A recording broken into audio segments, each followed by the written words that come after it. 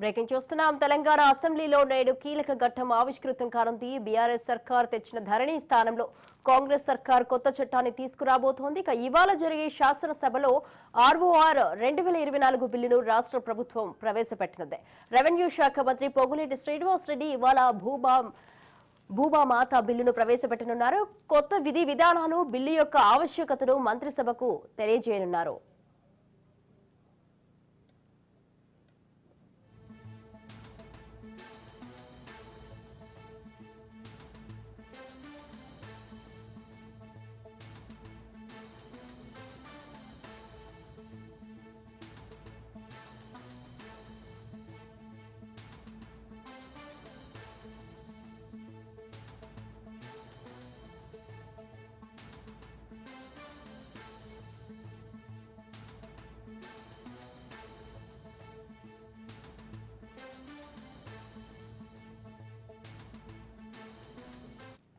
మరోవైపు రాష్ట్రంలోని గురుకులాలు పాఠశాలల్లో మౌలిక వసతులపై కూడా ఇవాళ స్వల్పకాలిక చర్చ జరగనుంది. ఇటీవలి కాలంలో రాష్ట్రంలో గురుకుల పాఠశాలల్లో ఫుడ్ పాయిజన్ ఘటనలు రిపీట్ అయ్యాయి. పలువురు విద్యార్థులు ప్రాణాలు సైతం కోల్పోయారు. దీనిపై అటు బీఆర్ఎస్ కూడా ఆందోళనలు చేయనుంది.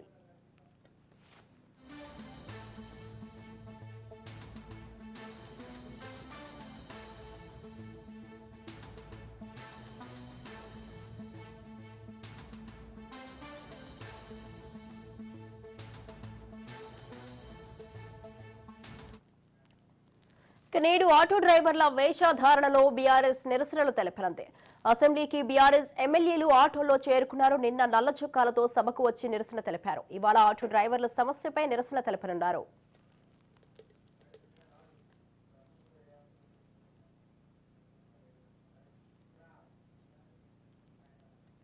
రైట్, ఈ విషయంపై మరింత సమాచారాన్ని మా ప్రతినిధి రాజు లైవ్ లో సిద్ధంగా ఉన్నారు. రాజు, చెప్పండి, ఈ రోజైతే తెలంగాణ అసెంబ్లీలో కీలక ఘట్టం ఆవిష్కృతం కానుందని తెలుస్తోంది. దీనికి సంబంధించి మీ దగ్గర ఉన్న అప్డేట్స్ ఏంటి? అసెంబ్లీ 4వ రోజు సమావేశాలు మరికొద్ది సేపట్లో ప్రారంభం కాబోతా ఉన్నాయి. దీనికి సంబంధించి ఇప్పటికే ముఖ్యంగా ఇటు అధికార ఇటు ప్రతిపక్షాలు ఇప్పటికే సమాయత్తమయ్యాయి. ముఖ్యంగా ఇటు అధికార పక్షం ఖచ్చితంగా కీలకంగా భావిస్తున్నటువంటి ఆర్ఓఆర్ 2024 చట్టం ఏదైతే ఉందో, గత ప్రభుత్వం తీసుకొచ్చినటువంటి ధరణి స్థానంలో కొత్త చట్టం తీసుకురాబోతా ఉన్నారు.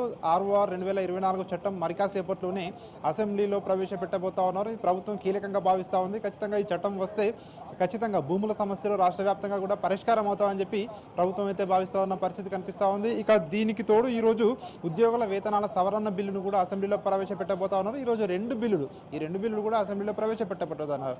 ముందుగా అసెంబ్లీ ప్రారంభం కాగానే ప్రశ్నోత్తరాల సమయం ఉంటుంది. ప్రశ్నోత్తరాల సమయం అనంతరం ఈ రెండు బిల్లులు కూడా అసెంబ్లీలో టేబుల్ చేయబోతా ఉన్నారు. రెండు బిల్లులు పెట్టిన తర్వాత అదేవిధంగా ముఖ్యంగా రాష్ట్రంలో ఉన్నటువంటి గురుకుల విద్యాలయాలు, అదేవిధంగా ప్రభుత్వ స్కూళ్ళలో ఉన్నటువంటి పరిస్థితులు, అందులో ఉన్నటువంటి సదుపాయాలపై కూడా ఈరోజు అసెంబ్లీలో స్వల్పకాలిక చర్చ జరిగే అవకాశం కూడా కనిపిస్తూ ఉంది. మరోవైపు ప్రతిపక్ష బీఆర్ఎస్ పార్టీ ఆటో డ్రైవర్లపై వాళ్ళ సమస్యలపై చర్చించాలని చెప్పి ఇప్పటికే స్పీకర్కు వాయిదా తీర్మానం కూడా ఇవ్వడం జరిగింది. ఆటో డ్రైవర్లకు కాంగ్రెస్ ప్రభుత్వం అధికారంలోకి వస్తే సంవత్సరానికి 12,000 ఇస్తామని చెప్పేసి ఏదైతే వాగ్దానం చేసిందో, అదేవిధంగా ఉచిత బస్సు తీసుకొచ్చి ఆటో డ్రైవర్లు ఇబ్బందులు ఎదుర్కొంటూ ఉన్నారని చెప్పేసి బీఆర్ఎస్ అయితే ఆరోపిస్తూ ఉంది. ఈ నేపథ్యంలోనే దీనిపై చర్చించాలని చెప్పి బీఆర్ఎస్ పార్టీ అయితే పట్టుబడతా ఉంది. మరోవైపు బీజేపీ పార్టీ కూడా ప్రభుత్వానికి వాయిదా తీర్మానం ఇవ్వడం జరిగింది అసెంబ్లీలో కొద్దిసేపటి క్రితమే. ముఖ్యంగా రైతు సమస్యలపై, రైతు రుణమాఫీ ఏదైతే చేశామని చెప్పుకుంటా ఉందో కాంగ్రెస్ ప్రభుత్వం ఇంకా పూర్తి కాలేదని చెప్పి కూడా బీజేపీ అయితే చెప్తా ఉన్న పరిస్థితి కనిపిస్తూ ఉంది. రైతు రుణమాఫీ పూర్తి చేయకపోవడంతో పాటు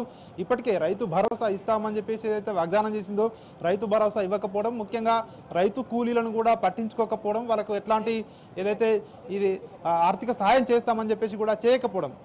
సో అదేవిధంగా ఈ రైతు సమస్యలన్నింటిపై కూడా అసెంబ్లీలో చర్చించాలని చెప్పి బీజేపీ కూడా పట్టుబడతా ఉంది. దీనికి ఇప్పటికే వాయిదా తీర్మానం కూడా ఇవ్వడం జరిగింది. ఈ రోజు శాసనసభ సమావేశాల్లో ముఖ్యంగా దీనిపై అంటే ప్రతిపక్షాలు ఖచ్చితంగా వీటిపై పట్టుపట్టే అవకాశం కూడా కనిపిస్తోంది. ఈ అంశాలపై చర్చించాలని చెప్పి అసెంబ్లీ స్పీకర్ను డిమాండ్ చేసే అవకాశం కూడా కనిపిస్తోంది. మరోవైపు ప్రభుత్వం అయితే ప్రతిష్టాత్మకంగా తీసుకున్నటువంటి ఆర్ఓఆర్ చట్టం ఏదైతే ఉందో సో దాన్ని ఖచ్చితంగా టేబుల్ చేసే అవకాశం అయితే కనిపిస్తూ ఉంది. దాంతోపాటు సో ఇంకా ప్రశ్నోత్తరాల సమయాల్లో పలు కీలకమైన ప్రశ్నలు కూడా ఇప్పటికే సభ్యులు అడుగుతారని చెప్పేసి కూడా తెలుస్తూ ఉంది. కాబట్టి అంటే ఇటు వాదోపవాదాలు కావచ్చు, ఇటు ప్రభుత్వ విపక్షాల మధ్య మాటల యుద్ధం కొనసాగే అవకాశం కూడా కనిపిస్తూ ఉంది. మరొక వైపు కొద్దిసేపటి క్రితమే ఎమ్మెల్సీ కవిత కూడా మీడియా పాయింట్లో మాట్లాడుతూ ముఖ్యంగా మూసీ విషయం కూడా లేవనెత్తడం జరిగింది.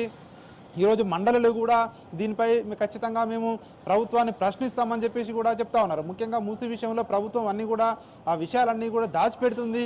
సో ప్రభుత్వానికి ఇటు ప్రజలకు కానివచ్చు, ఇటు అసెంబ్లీలో కానివచ్చు విషయాలు వెల్లడించడం లేదు.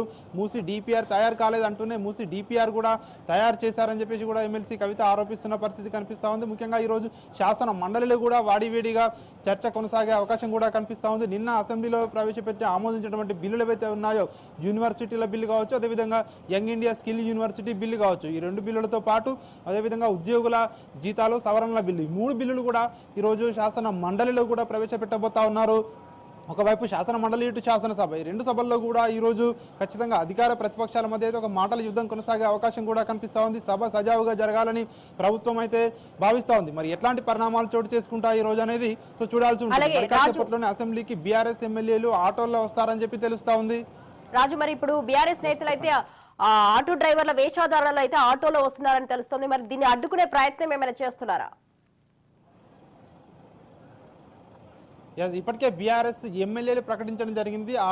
ఎవరైతే ఆటో కార్మికులు ఉంటారో వాళ్లకు సంఘీభావంగా ఈరోజు ఖచ్చితంగా ఆటోలో వస్తామని చెప్పేసి ఇప్పటికే ప్రకటించిన నేపథ్యంలో ఖచ్చితంగా వాళ్ళను అసెంబ్లీ ముందే సిబ్బంది అడ్డుకుంటారని చెప్పేసి కూడా తెలుస్తా ఉంది. ఎందుకంటే అసెంబ్లీ లోపలికి ఆటోలకు అనుమతి లేదని చెప్పేసి ఇప్పటికే చెప్పడం జరిగింది. అసెంబ్లీ ముందు అయితే భారీగా అయితే సెక్యూరిటీ సిబ్బంది ఇప్పటికే మోహరించారు. పోలీసులు, సెక్యూరిటీ కూడా అక్కడ ప్రస్తుతం అయితే అక్కడ భారీ బందోబస్తు అయితే ఏర్పాటు చేయడం జరిగింది. సో మరి కాసేపట్లోనే ఆటో అంటే అసెంబ్లీ వరకు కూడా ఆటోలో వస్తామని చెప్పేసి అయితే చెప్పడం జరిగింది. సో సభలో కూడా ఈరోజు ఖచ్చితంగా బీఆర్ఎస్ నేతలు అయితే ఆటోల కార్మికుల సమస్యలపై చర్చించాలని చెప్పేసి కూడా పట్టుబట్టే అవకాశం అయితే మనకు కనిపిస్తూ ఉంది. సో అదేవిధంగా బీజేపీ కూడా రైతు సమస్యలపై చర్చించాలి, ప్రభుత్వానికి ఖచ్చితంగా కనీసం రైతులపై చర్చించడానికి సమయం లేదా అంటూ కూడా బీజేపీ నేతలు అయితే చెప్తా ఉన్న పరిస్థితి కనిపిస్తూ ఉంది. సో చూడాలి మరి ఎట్లాంటి పరిణామాలు చోటు చేసుకుంటా. ఈరోజు కూడా నిన్న మొన్నట్లాగానే ఒకవైపు నినాదాలు, మరొక వైపు ఇటు బిల్లులు పాస్ చేసుకుంటూ ఇట్లాగే వెళ్తారా, లేకుంటే ఈ రోజైనా సభ సవ్యంగా కొనసాగుతుందా అనేది చూడాల్సి ఉంటుంది.